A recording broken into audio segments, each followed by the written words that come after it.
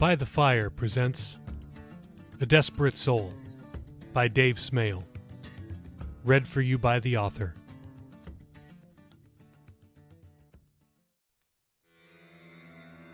Chapter 14. Jacob's heart sunk. He was astounded at what he was reading. Scrolling through posts on Dumbdown, he read that not only had Bean predictably blasted him to smithereens, but he'd also been disowned by all those with whom he'd ever hung out. The names they called him were too vulgar for the slimiest used car salesman, shyster lawyer, or elected official. It was as if they were competing for the vilest and most despicable ways to describe a human being. Some didn't require close to 140 characters, while others used several consecutive posts to express their feelings. Most of the posts, or dumbs, as they were colloquially known, were from people he didn't recall meeting. But there was one that caught his attention. From Benz the Drummer, at Benz Terzo. Heard today that at Dark Jake 96 got some girl pregnant at a party and didn't even remember her. Great future dad. Can you say #deadbeat? Of all the insults, that one hurt the worst. The implications were overwhelming. It meant someone found out he'd gotten that girl pregnant. That girl. What was her name again? Oh no, don't tell me I forgot already, Jacob said to himself. His thoughts were all over the place, and he realized he was getting distracted. He refocused. This means, he thought, someone found out it happened, and that I didn't remember her, but the only way anyone would know is if they were at Wawa that day, or if she's been telling people herself. He continued to search the dumbs. It didn't help he'd already forgotten the girl's name. He was fairly certain it started with S.H. Sheila? No. Shayla? Maybe. No, I don't think that was it. It wouldn't do much good even if he remembered her first name. He needed her last name, her handle, or the name she was known by on the website. His search proved fruitless. He pondered Benz's post some more. He hated to admit it, but he knew someone had let the cat out of the bag regarding the pregnancy. It meant Jacob had become so out of control with partying that all of the things he was being called by these people could be true. It was likely that, as evidenced by not recalling sleeping with a very attractive girl, he'd met every one of these people who trashed him, and he'd left them all with a bad impression. Worst of all, it also meant that he might have a child coming into the world. He may never get to meet the child, who would be born in about 6 months, supposing the mother didn't abort after all. That meant that Benz's conclusion of Jacob being a deadbeat was totally accurate. His mind reeled, finding himself thinking of his own father and what he remembered of him. He'd not thought of him in quite a while. He mentioned his parents' death in passing often, but had compartmentalized them. It was too painful to recall those memories. But now, in light of everything else that was happening, he decided to allow himself to acknowledge them. What could it hurt? He closed his eyes and reflected, permitting his mind to remember things, good things, bad things, and anything in between. He realized that he did not have any negative memories of his parents. They were lovely people.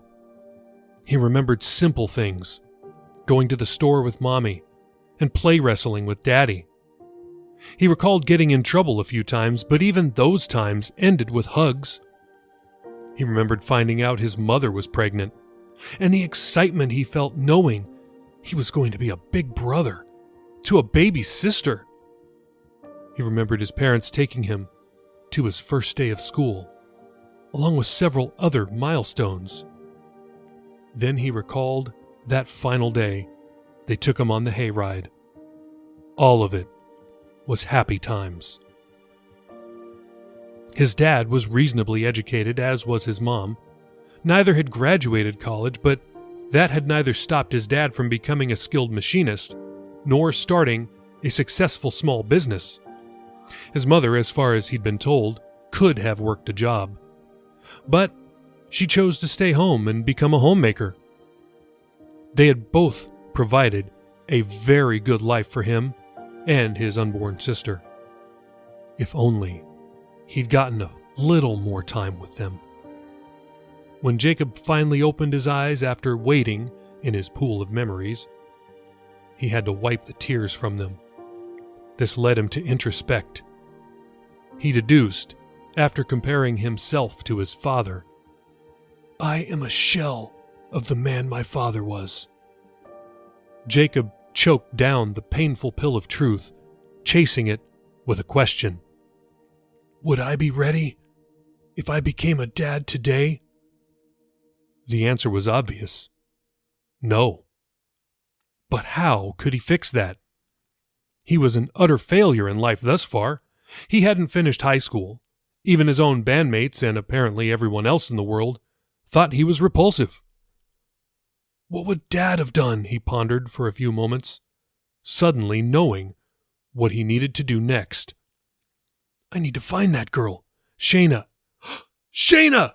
He yelled, startling himself. He remembered her name. That's a start, he thought. How do I find her? He scrolled through more dumbs while he pondered, and found another unfortunate gem. From Bean the Smoke Ring King at Oscar the Bean.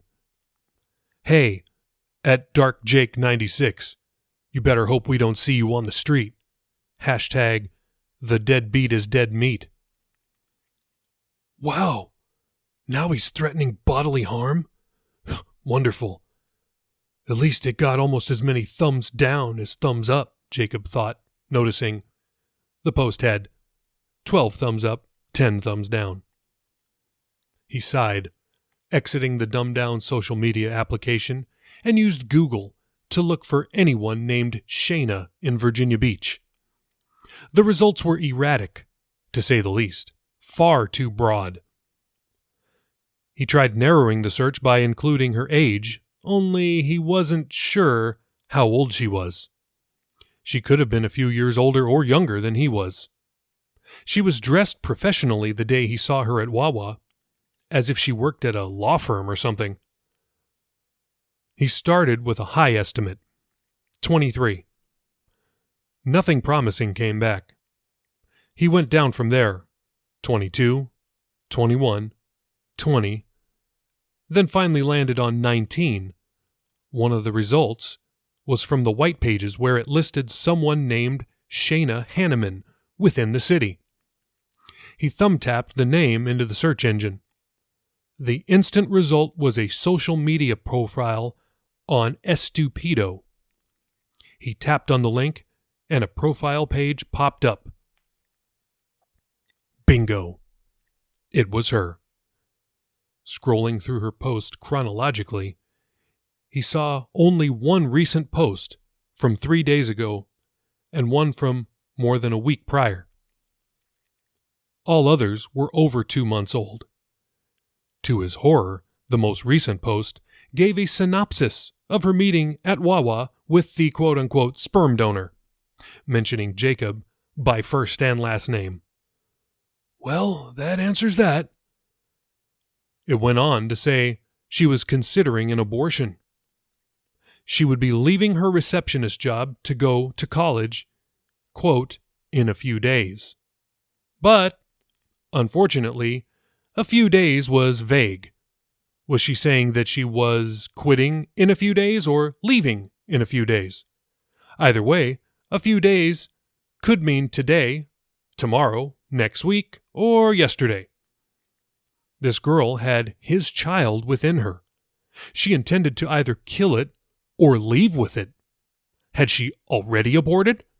Which college was she enrolling in as a student? He couldn't answer any of it. But she made one thing clear. She was going to disappear. Her next post, written 9 days ago, simply said, "Just when I think I can trust people again, they stab me in the back. Figures." Jacob didn't want to speculate. A post like that could mean anything. He decided to ignore it for now. Next, he scrolled through her photos. He kicked himself for not remembering this girl. It was rare that any of the girls at their shows were interested in him. The vast majority went for Bean. The rest went for Benz. Only once or twice had a girl talk to him at shows or parties. And he didn't recall those meetings leading to anything good. Although, as proven by his current predicament, his memory was undependable. Most of the girls at their shows dressed goth. Shayna didn't. Some of the pictures she posted were at parties and concerts, some of them being his concerts. She was heavily made up and scantily clad in each photo. He scrolled through her other photos, which portrayed everyday activities: eating, shopping, driving around with friends. She was always smiling in those pictures. He remembered why he'd thought she looked like an Abercrombie model. Shayna was genuinely beautiful with an infectious smile. She looks better without makeup than with it, he thought. He examined each picture, as if studying it longer would somehow bring him closer to her. The photo stream was not in chronological order, but the posts were. Photos were listed in the order of popularity or the number of likes each received. Jacob had never liked that about Estupido, which is why he preferred Dumbed Down. There were photos of Shayna shopping at the mall, going to the beach, hanging out with girl and guy friends, none of whom he recognized, and going to... His eyes widened. What? No way! It can't be! But it was. She'd posted multiple geographically tagged photos taken at the Lynnhaven Lighthouse Church. The pictures were dated between a month and a half and 2 months before. They had captions like, "So glad I met these nice peeps," and "Hanging out with my new fam." She even had a few photos with Pastor Billy and Taylor. Jacob, however, noted the timestamps on the pictures were all within a couple weeks of each other.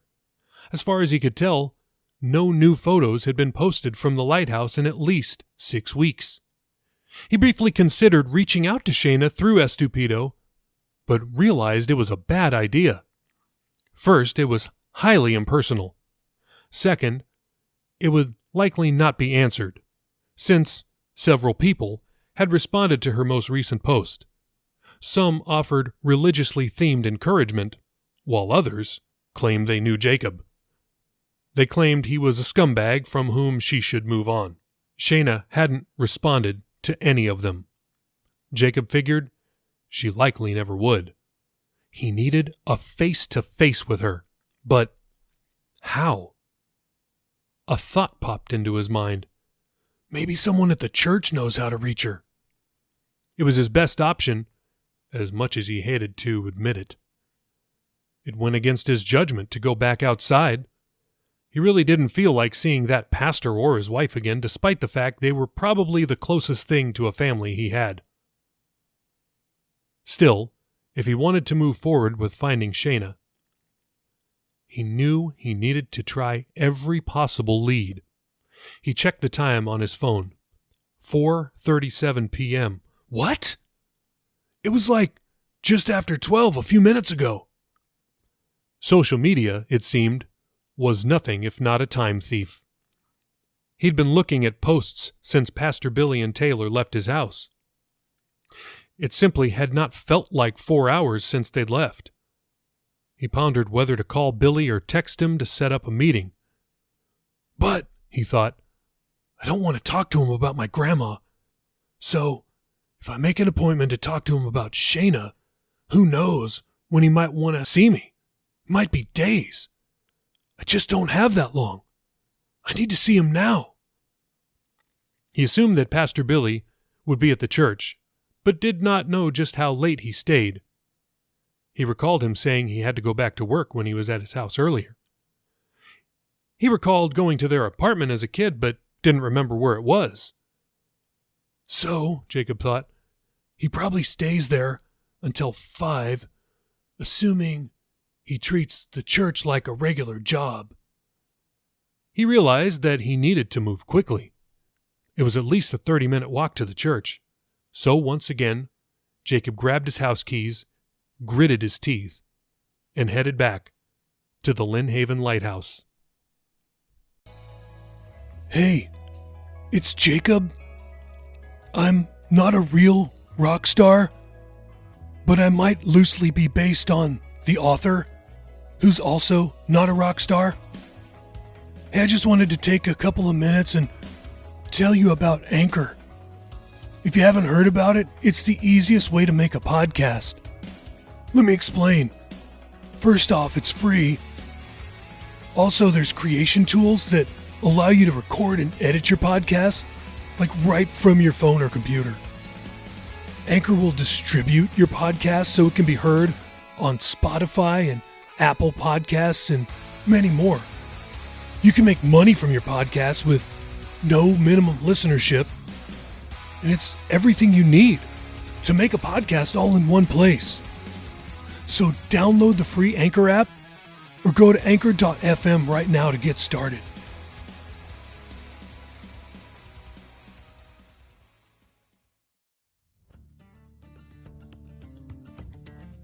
You've been listening to By the Fire.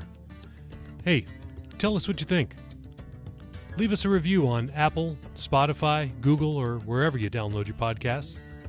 Or send me an email. info@davesmale.com. info@davesmale.com. Thank you so much for listening. This is a work of fiction. Names, characters, businesses, places, events, and incidents are either the products of the author's imagination or used in a fictitious manner. Any resemblance to actual persons, living or dead, or actual events is purely coincidental.